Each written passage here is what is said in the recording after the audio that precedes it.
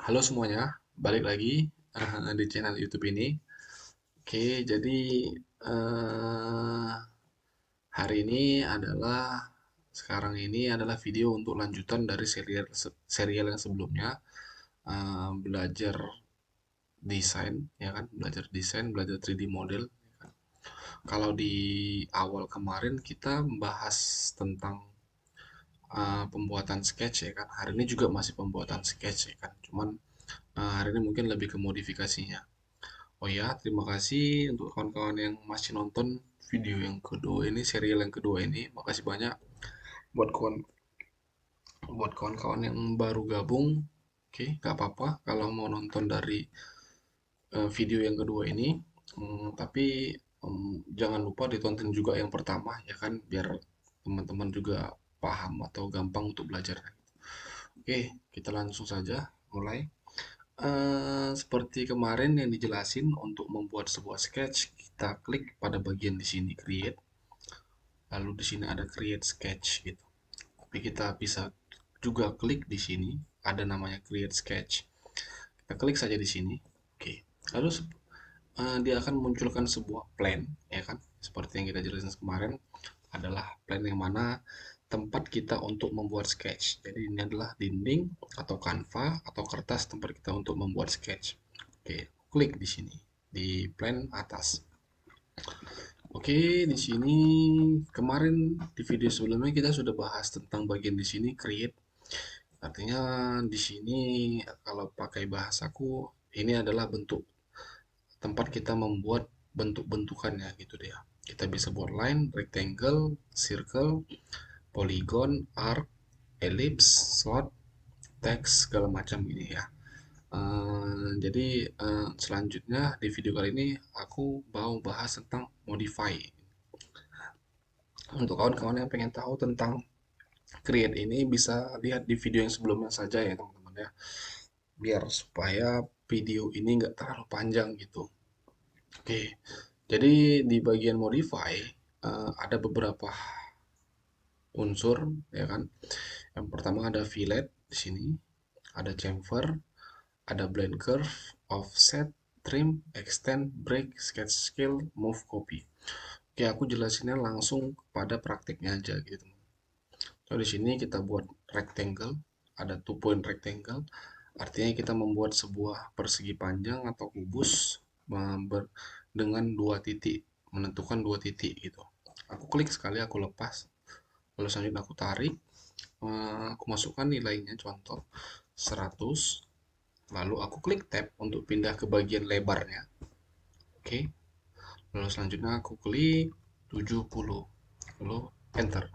Oke, gitu. Ini dia. Ini rectangle kita ukuran 100 kali 70. Lalu untuk kita buat fillet, kita klik filletnya. Oke. Artinya ketika dia sudah biru, maka dia sudah aktif, atau di bagian kursor kita juga ada simbol fillet gitu. Aku klik garis ini, lalu selanjutnya garis ini. Itu dia, teman-teman bisa lihat. Lalu aku klik oke. Lalu selanjutnya kita disuruh untuk masukkan nilai. Nilai di sini adalah nilai radius ya teman-teman. Nah, jangan sampai salah. Ini adalah nilai radius, bukan nilai diameter gitu. Nilai radius ini 20 contoh misalnya. 20 itu adalah jarak dari titik ini ke titik ini, tengah-tengah dari lingkaran ini di sini. Ini dia. Ini 20. Oke. Contoh aku masukkan 10. Oke, itu dia. Lalu klik enter. Atau bisa juga dibilang 20 itu adalah jarak dari ini dia. Cek ya. Itu teman-teman. Kalau teman-teman lihat ada simbol segitiga di situ, itu artinya sudah berada di tengah-tengah dari lengkungan radius itu ya. Klik. Maka si ini sudah 10. Teman-teman bisa lihat ini di sini di bagian bawah kanan ada length 10, artinya garis yang kita select ini, line yang kita select ini panjangnya 10 mm. Atau kalau teman-teman pengen tahu penjelasan fillet itu apa, itu adalah panjang dari sini ke sini. Itu 10, sama juga dengan dari sini ke sini. Oke, ini dia. Artinya R10 itu adalah jarak dari ini dia. Jarak dari titik ini ke sini, lengkungannya. Oke, atau bisa dibilang ini adalah sebuah lingkaran dengan radius 10 milimeter. Oke, ini ya. Oke, itu dia. Atau kalau teman-teman ingin edit juga bisa. Seperti biasa, klik dua kali, ya kan? Kita contoh masukkan 20. Maka dia akan otomatis berubah gitu. Nah, sekarang lingkaran kita sudah menjadi radius 20 milimeter. Teman-teman bisa lihat ini ketika aku tarik, dia akan menghasilkan sebuah lingkaran. Inilah dia lingkarannya. Oke, ini lingkarannya. Lalu selanjutnya ada yang namanya chamfer. Chamfer itu sama seperti fillet, ya kan? Jadi fillet dan chamfer ini bekerja pada sebuah sudut, itulah intinya dia. Oke, fillet ini adalah mm, definisinya mungkin pakai bahasaku membuat sebuah sudut yang runcing menjadi round atau melingkar gitu ya. Nah, kalau chamfer tetap dia akan tetap akan jadi runcing atau menghasilkan sudut, cuman sudutnya lebih kecil ini. Ketika klik chamfer di sini, equal distance chamfer, aku klik line ini, lalu selanjutnya line ini aku klik. Kita pakai di sini ada 15 contoh misalnya. Lalu aku klik enter. Oke, ini dia. Maksudnya 15 itu. Jarak dari titik ini ke sini 15, juga dari titik ini ke sini 15 gitu. Jadi itu dia chamfer ya teman-teman ya. Oke. Kalau teman-teman bisa lihat tadi, kalau tadi sudutnya di sini adalah 90 derajat, ketika dibuatkan sebuah chamfer, maka ini akan menjadi sebuah sudut apa bahasanya? Sudut tumpul ya. Atau sudutnya lebih dari 90 derajat gitu dia. Atau chamfer lah ya. Biasanya kalau dalam dunia permesinan, chamfer ini fungsinya untuk memasukkan sebuah as terhadap sebuah lubang gitu dia, memudahkan memasukkan sebuah benda atau sebuah bearing biasanya ke dalam sebuah as gitu. Dibuatlah sebuah chamfer biar supaya si bearing ini lebih gampang untuk masuknya gitu. Oke, itu dia. Lalu selanjutnya ada yang namanya blend curve. Blend curve nggak usah dulu teman-teman. Oke, karena itu jarang dipakai. Ada juga namanya ini distant chamfer, to distant chamfer. Artinya kalau tadi equal distance, uh, hasil dari chamfernya adalah sama, ya kan? 15 dan 15. Kalau to distant chamfer, maka hasilnya adalah teman-teman bisa klik dua line ini atau langsung ke sudutnya boleh, kan? Ini dia. Contoh, kita disuruh memasukkan nilai pertama itu jarak dari sini ke sini, contoh 25, oke. Terus selanjutnya kita klik enter. Oh, bukan enter. Kita undo. Kita contoh masukkan 25, lalu selanjutnya tab. Kita tab ya teman-teman. Masukkan 15. Oke, itu dia. Teman-teman bisa lihat. Ini adalah chamfer to distance chamfer. Artinya di sini 25, di sini 15. Oke. Juga sama ini. Ini memakai sudut, jarak dan sudut. Teman-teman bisa lihat di gambarnya itu. Mana itu dia? Nah, itu dia.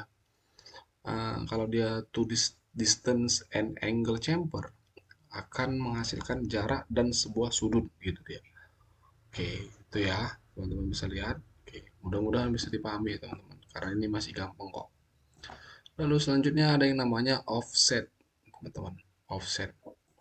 Offset ini fungsinya untuk menghasilkan objek baru yang lebih besar ataupun lebih kecil dari objek yang aslinya. Contoh ini, aku klik di sini offset ini. Oke, maka dia akan keluar menghasilkan sebuah objek baru berjarak 1 mm keluar dari objek yang aslinya. Ini kan objek aslinya yang biru, lalu yang merah ini adalah objek yang baru gitu.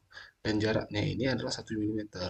Contoh kalau kita masukkan 10, maka dia akan lebih lebar gitu. Jadi jarak dari sini ke sini itu 10 mm itu. Oke, gimana kalau misalnya kita masukkannya ke dalam? Tinggal kita ganti, kita masukkan di awalnya tanda minus. Maka hasil offsetnya akan ke dalam gitu dia. Oke, itu di offset. Lalu eh, bisa juga two sides. Ini dia two sides. Kalau teman-teman pengen kedua sisinya menghasilkan offset, kita klik aja di sini. Maka dia akan menghasilkan dua offset yang berbeda arah ke dalam dan keluar gitu ya. Nilainya tetap 10 mili gitu. Kalau aku klik OK. Oke, ini dia. Ini dia ya. Ini objek yang kita yang asli tadi yang pertama. Ini adalah hasil offset yang keluarnya dan ini adalah hasil offset yang ke dalam gitu. Oke. Lalu hmm, di sini ada juga yang namanya trim, teman-teman. Trim itu artinya gunting ya kan? Oke, trim ini. Trim ini bekerja sebenarnya bukan kayak gini, teman-teman ya. Cuman di Fusion digampangkan, dimudahkan mereka. Trim itu biasanya untuk menggunting dari sebuah hasil perpotongan. Contoh di sini misal aku buat sebuah garis. Oke, lalu contoh aku ingin putus line ini di sini misalnya, di sini atau di sini misalnya atau di sini gini atau di tengah aku mau potong.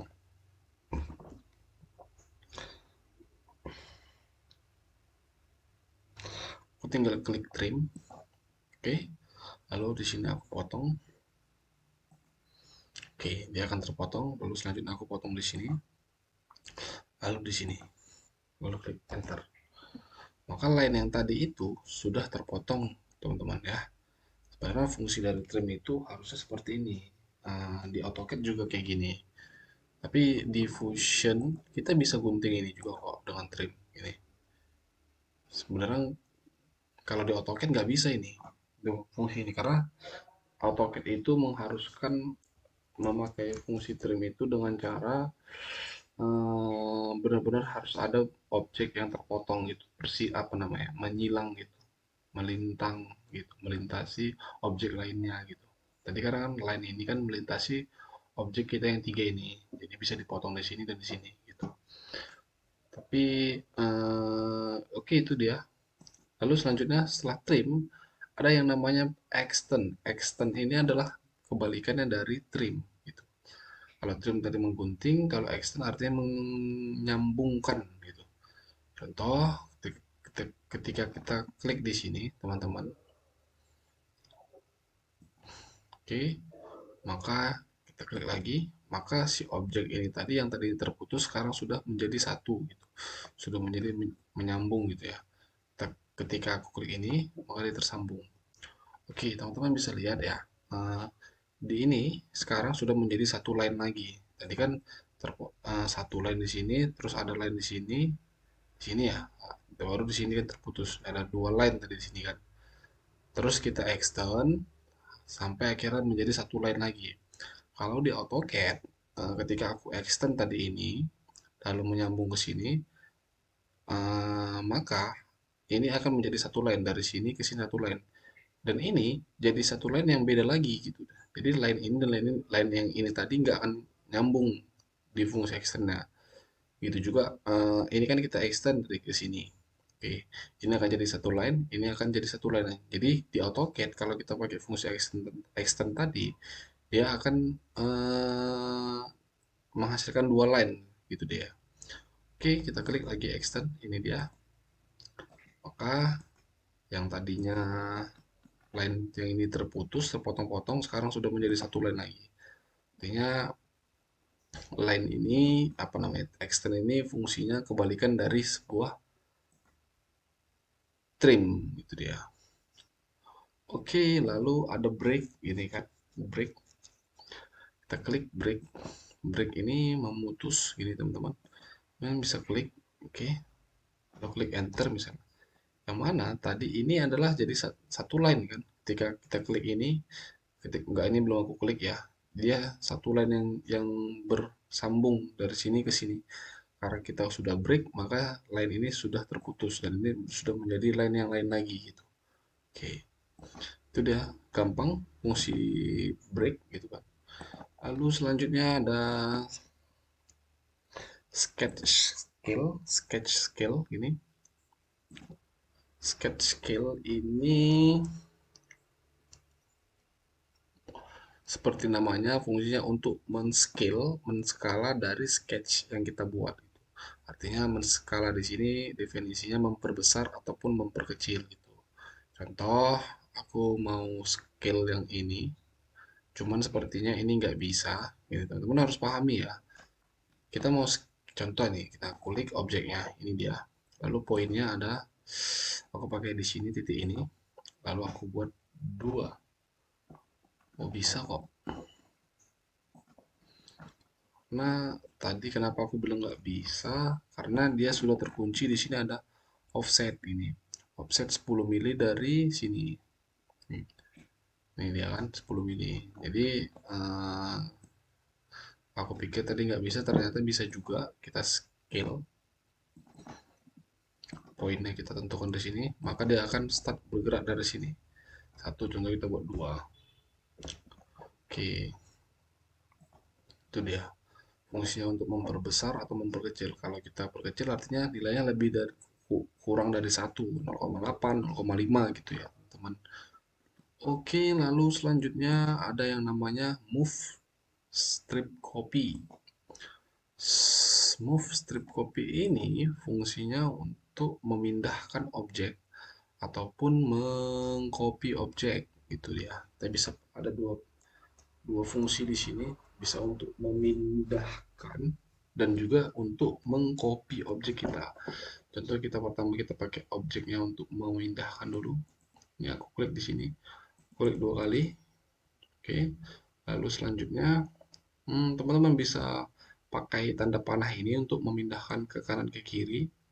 Oke, teman-teman bisa lihat kanan kiri, ke atas ke bawah. Oke, teman bisa lihat. Atau bisa juga pakai dengan cara ini tadi. Tadi kan 0 ini, contoh 0. Ini dia. Makanya tadi titik originalnya di sini nih. Posisi yang belum kita pindahkan. Kalau teman-teman mau pindahkan X positif, artinya ke kanan kan? Karena kan ini sumbu X nih. Contoh kita masukkan 10. X. Oh, kita masukkan sorry sorry teman-teman. Y ini ya, Y, maka dia akan pindah ke atas ini. Ketika masukkan Y, ini X di sini, kita masukkan 20, dia akan pindah jadi 20 gitu. Oke, kita klik OK kalau udah. Lalu selanjutnya ada fungsi namanya fungsi copy. Kita klik lagi copy untuk mengcopy atau menggandakan dari sketch kita. Nih, di bagian ini ada move object, artinya objek yang di move yang kita pindahkan ini adalah atau kita copy ini adalah statusnya sketch. Ini dia kan simbol sketch. Lalu ada selection. Artinya ini adalah objek yang kita seleksi. Ini dia 7 selected, artinya ada 7 unsur. Ada 1, 2, 3, filet ini 4, 5, 6, 7. Itu dia 7 ya. Nah, ini bilang 7 selected, ini 1, 2, ini radius ini 3, 4 line, 5, 6, 7 gitu. Oke, lalu selanjutnya kita klik di sini ada create copy. Oke, baru kita boleh geser kanan. Kita boleh masukkan nilai di sini. Di sini minus karena kan ke arah kiri minus ya. Ke arah kiri artinya ke sumbu X. Ke kiri kan minus dia. Yang kita masukkan minus 300 misalnya. Oke. Lalu kalau kita sudah selesai, kita klik OK. Ini dia. Oke. Maka tadi objek kita tadi akan sekarang menjadi dua sama ini. Oke. Mungkin itu aja video kali ini teman-teman. Untuk bagian sketch, bagian kedua, serial Fusion kali ini. Karena sebenarnya Fusion ini lebih sederhana daripada AutoCAD untuk belajar, sangat cocok untuk kawan-kawan yang lagi belajar gitu kan. Juga sama aja Aku juga udah buat berapa banyak desain yang kompleks juga pakai Fusion gitu. Sebenarnya tinggal gimana teman-teman memahami, membayangkan gambar itu, model itu gimana gitu. Ya, kalau teman-teman sudah selesai membuat sebuah sketch, jangan lupa untuk klik finish sketch. Ini dia. Atau di sini juga ada nih finish sketch. Jangan lupa kalau sudah selesai finish sketch. Oke, maka ini dia hasil objek kita tadi. Ini sudah view 3D teman-teman ya. Nah di sini dia klik home tadi. Oke, sekian dulu video kali ini teman-teman. Mudah-mudahan bisa membantu kawan-kawan yang lagi belajar. Eh, Kalau teman-teman ada yang terlewatkan boleh diulang-ulangi lah, diulang-ulangi kan. Maaf kalau ada penyampaian yang belum jelas ya kan, mohon maaf. Karena memang aku juga melihat waktu rasanya kalau terlalu lama nanti teman-teman bosan ngeliat video ini gitu kan. Oh ya, jangan lupa di like lah kalau teman-teman ngerasa terbantu atau juga di subscribe ya kan, dan di share untuk kawan-kawan yang lain, di share ke kawan-kawan yang lain yang juga hari ini lagi belajar desain ya kan, biar kita sama-sama belajar gitu. Oke, sampai jumpa di video selanjutnya. Sekali lagi aku mohon maaf dan terima kasih masih mau nonton sampai ke serial yang kedua ini. Oke, aku akhiri. Sampai jumpa.